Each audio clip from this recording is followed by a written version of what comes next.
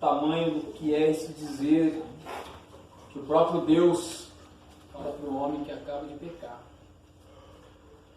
Gênesis 3, no verso 9, diz assim a palavra do Senhor: chamou Deus a Adão e lhe disse: aonde estás? Amém? Amém. Meus irmãos, a palavra de Deus ela vem nos dizer que Deus, Ele vê a terra sem forma, vazia. Ele começa a formar todas as coisas. E Ele pega o pó da terra, forma o homem, traz o homem para dentro de um jardim projetado por Deus, para ser cuidado pelo próprio Deus. A Bíblia vem nos dizer que o homem foi formado para ser lavrador da terra, mas o interessante é que antes que o homem plantasse qualquer coisa, todas as árvores já estavam plantadas para que ele somente colhesse. O cuidado de Deus foi tão maravilhoso que o homem só tinha o trabalho de esperar Deus virar na virada do dia e conversar com o próprio Pai. A palavra diz que Deus decide fazer o homem à sua imagem e à sua semelhança. E quando Deus faz o homem à imagem e semelhança, faz o homem com um caráter puro, faz uma semelhança santa, faz o homem perfeito. E o homem era uma das primazias de Deus e era aquilo que Deus escreve na sua palavra, dizendo assim: olha, quando ele termina de fazer as árvores, ele vê que é bom, quando ele termina de fazer o firmamento, ele vê que é bom, mas quando ele termina de fazer o homem e ele vai descansar, fala assim: viu Deus que era muito bom. Quer dizer, a excelência estava acima de todas as coisas, porque era a imagem e a semelhança do próprio Deus que estava estampado agora na criação. E esse homem, ele é seduzido por uma oferta, ele é seduzido por uma oferta de um conhecimento. Adão, quando ele decide tomar do fruto da árvore do conhecimento do bem e do mal, Adão não simplesmente ele estava querendo se igualar com Deus, como a serpente enganou ele, enganou a sua esposa Eva. Ele disse assim para Deus assim: olha, eu não preciso mais que o Senhor desça no jardim para falar comigo. Eu agora sou autossuficiente, eu posso caminhar com minhas próprias pernas. E muitas das vezes, meus irmãos, é isso que nós falhamos. Quando nós pensamos que nós conseguimos andar com as nossas próprias pernas, quando nós deixamos de ser conduzidos por Deus e ser conduzidos agora pelas nossas próprias vontades. Adão peca. Adão, ele vê numa situação agora constrangedora. E aí Deus desce da mesma maneira, mostrando que Deus ele não tem um problema com o pecado que o homem praticou. Ele desce na procura do homem que tinha acabado de pecar, de transgredir uma lei, e Adão fica se escondendo. A Deus procurando Adão e Adão se escondendo. Quantas vezes Deus nos procurou? Quantas vezes Deus usou de pessoas para dizer: volta para mim, vem para perto de mim, deixa eu te usar. Deixa eu fazer você um instrumento na face dessa terra. E nós às vezes se escondemos. Aqui a Bíblia descreve que Adão se escondeu atrás das árvores. Qual é a árvore que nós estamos se escondendo de Deus hoje? Qual é a situação que faz nós se escondermos do chamado de Deus? Antes nós tínhamos uma sensibilidade. No Éden, Deus tinha um contato tão íntimo com Adão que ele falava e Adão já automaticamente já escutava. Mas depois que o pecado entra, agora Adão ele precisa ser chamado de uma forma diferente. O chamado para nossas vidas custou o sangue de Jesus Cristo naquela cruz. Aleluia. O chamado para as nossas vidas ser transformada custou um altíssimo preço, que Pedro chega a descrever que nós não fomos comprados por ouro, nem por pedras perecíveis, mas fomos comprados pelo precioso sangue do nosso Senhor Jesus Cristo. Imagina o preço da salvação. Imagina esse fato que Deus decide fazer. Porque o onde estás é justamente o verbo sendo lançado por Deus, é justamente o resgate de Deus sendo manifestado ali no Éden. É justamente aquilo que aconteceu no Calvário.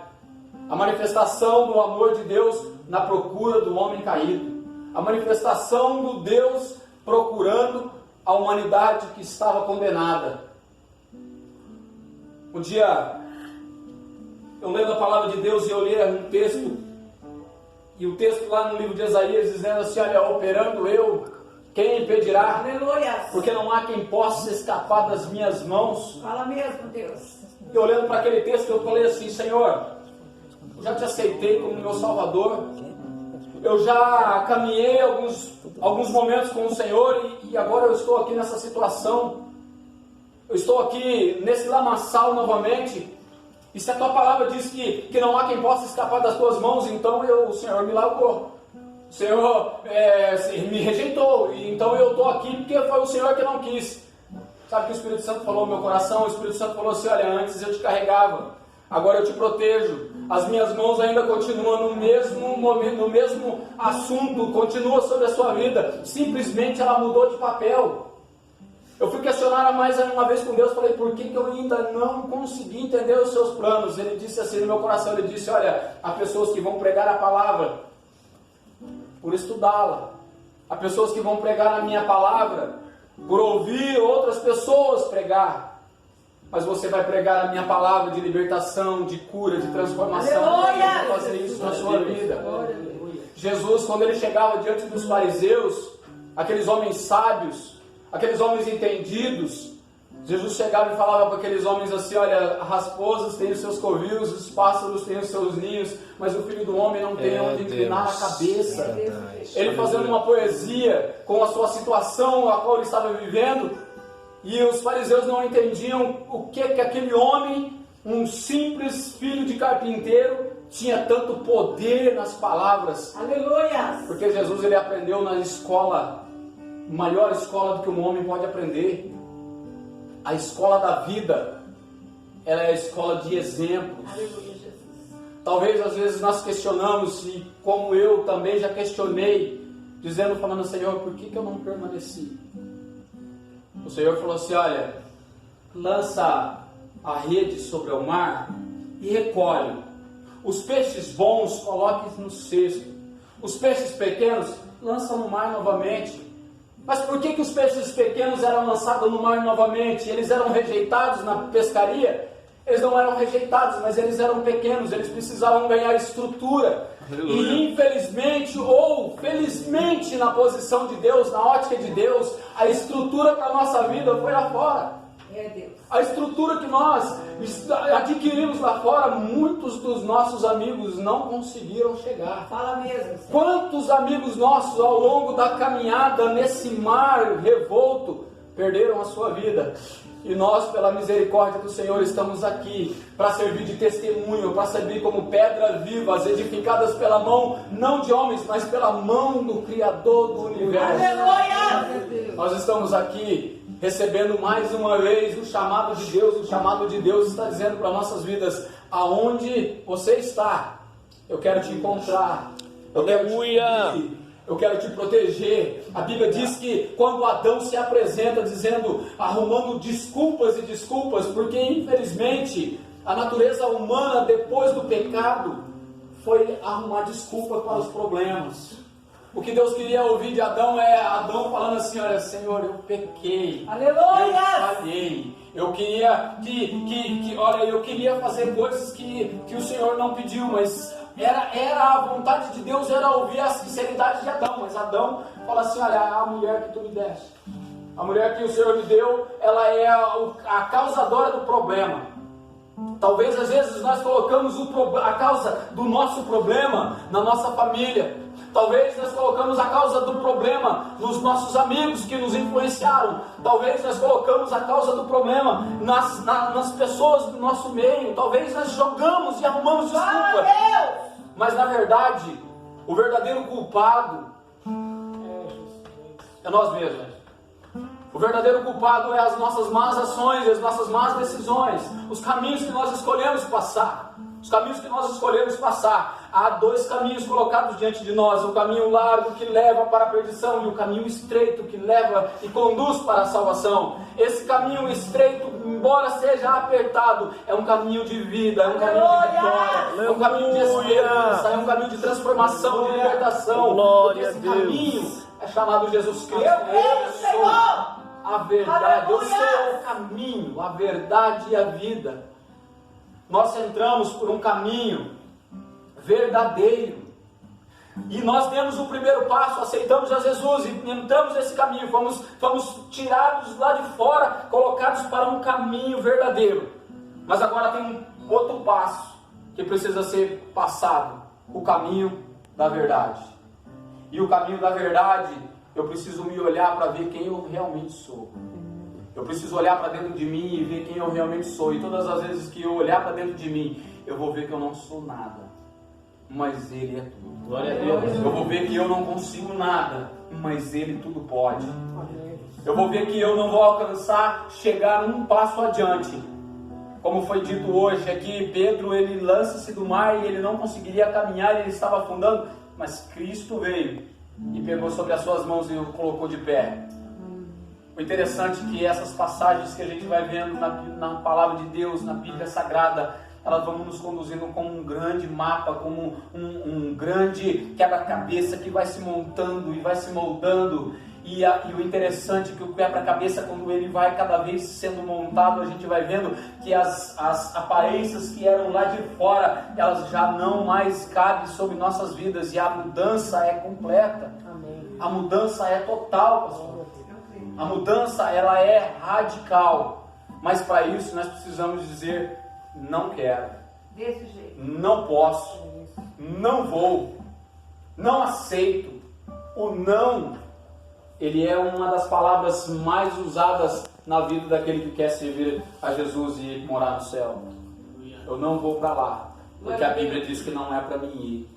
Eu não vou falar isso, porque a Bíblia diz que não é para mim falar Aleluia. isso. Eu não vou fazer isso, por quê? Porque a Bíblia diz. Quando eu falo a Bíblia, eu estou falando de Cristo, porque o próprio Cristo, Ele é o verbo que está aqui.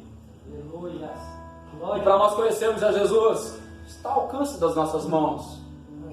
Está ao alcance de uma oração. Está ao alcance de um reconhecimento. Adão, ele estava escondido atrás dos arbustos, ele estava escondido atrás das árvores. Hoje nós estamos aqui diante do próprio Senhor. Nós estamos diante da própria palavra, e pela que a palavra diz que aonde estiver 2 ou 3 reunidos no nome dele, ele se faz presente. Ele está aqui, ele nos envolve com a sua majestade, ele nos envolve com a sua graça. E o que é interessante é que ele, as promessas dele, nunca se acabam. Elas se finalizam. É diferente de acabar.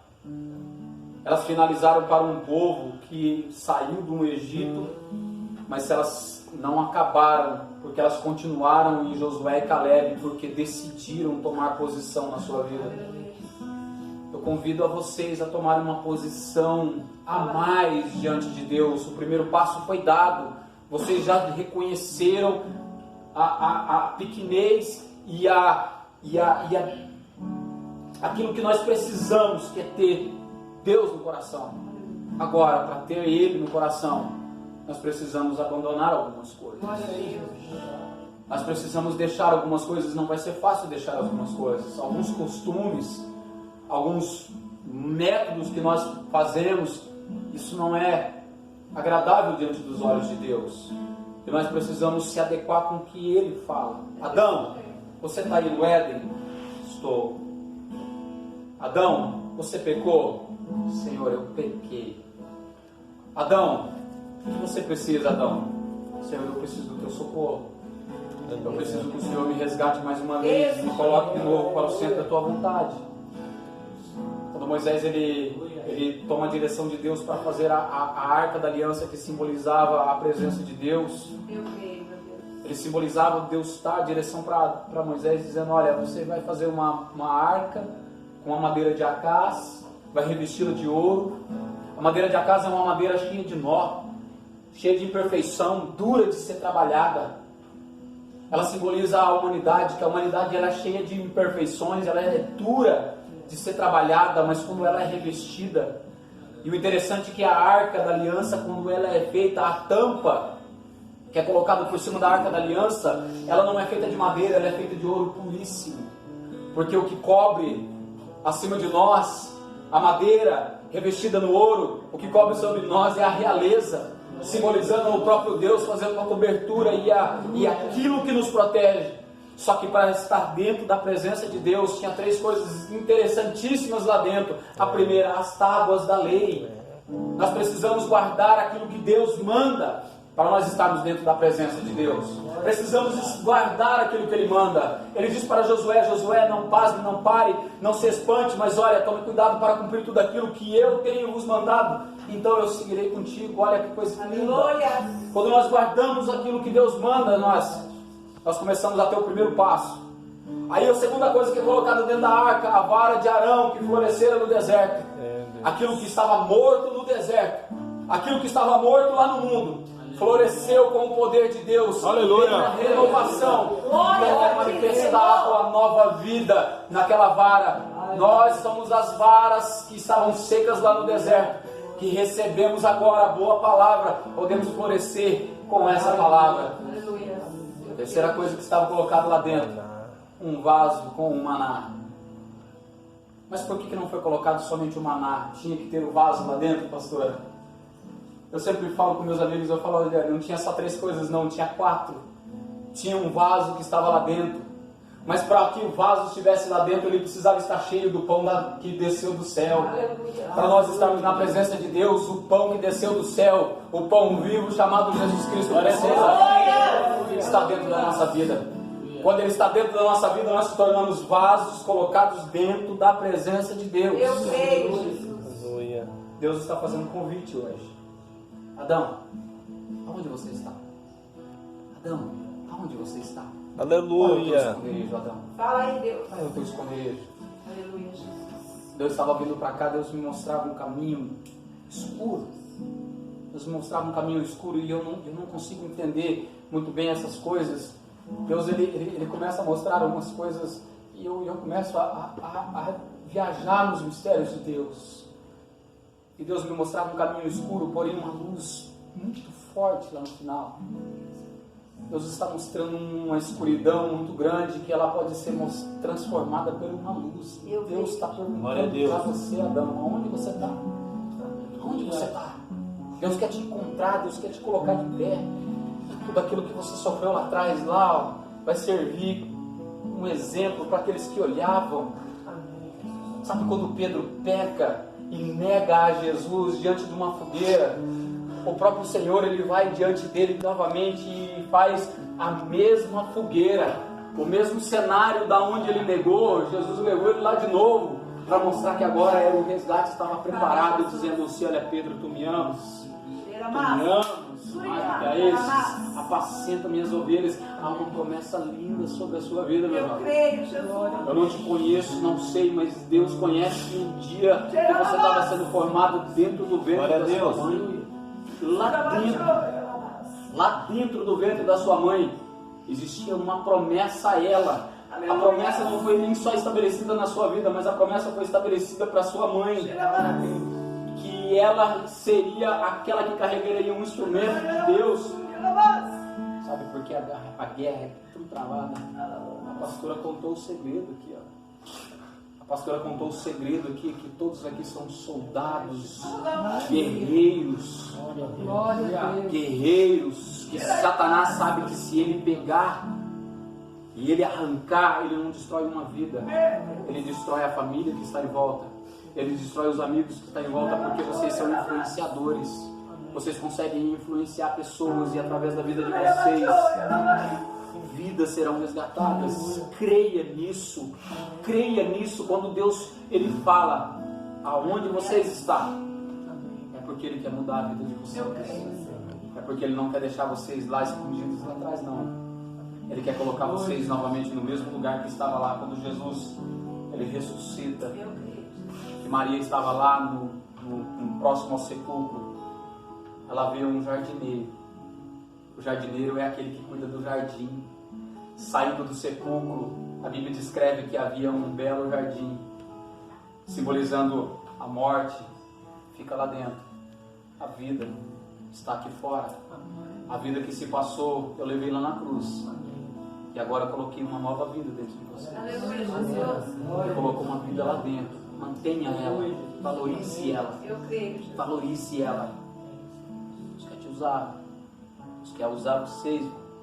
Todos vocês Precisam. Eu creio. Precisam. Deus resgatou todos esses aqui, ó. E colocou um testemunho aqui. Eu creio. Resgatou o Carlos, que ele não deu testemunho da vida dele, mas um dia ele vai conseguir falar. Júnior, Dendê.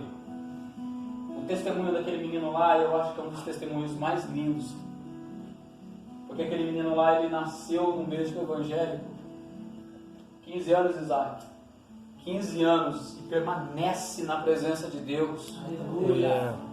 O nosso testemunho foi um testemunho de dor, de tristeza. O testemunho dele é de permanência na presença de Deus. Precisa ser valorizado. Tem todas as ofertas do mundo para esse jovem. Ele falou assim no coração dele: eu não vou fazer como os babilônicos lá fora, mas eu vou assentar no meu coração, como Daniel fez, não se contaminar com os manjares. Aleluia. Que existe lá. Deixa Deus te usar, Isaac. Pode cantar mais um louvor, vamos Glória adorar, a Deus, encerrar com um louvor. Fica à vontade. E eu agradeço a todos, guarde essa palavra no coração. Amém? Deixa Deus te usar, Isaac. Louvado seja o nosso Senhor. Depois nós fazemos uma oração, amém, pastor? Deixa Deus usar.